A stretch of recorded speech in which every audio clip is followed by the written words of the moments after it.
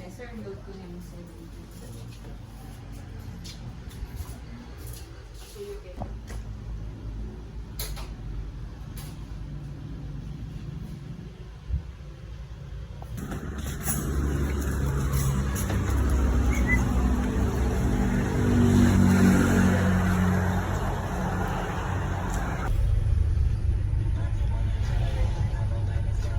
Okay na.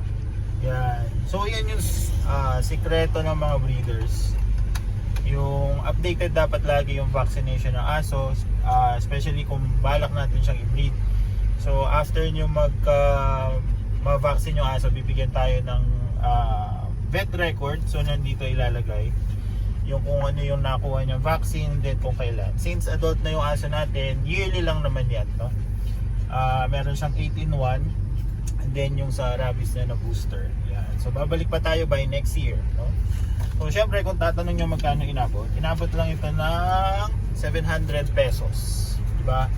Na-expect natin kasi mahal magpa-vet ng aso, so minsan hindi na natin ginagawa. Pero this one, it's very affordable and good for 1 year na, diba? So yun lang.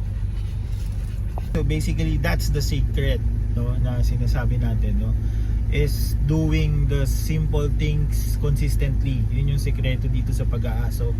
Hindi naman kailangan na dapat lagi mong ibigay yung pinakamahal, yung pinakamaganda. Pwede rin paminsan-minsan, pero it doesn't need to be expensive, no, para maging successful tayo dito sa pag-aaso, no. Kumbaga dapat kailangan lang natin maging consistent, no, yun nga yung mga vaccination nila, yung rabies shot, no. Kita nyo naman, yearly lang naman natin kailangan gawin yon. Especially add nyo na yung deworming din, no, within 3 to 6 months din dapat natin ginagawa.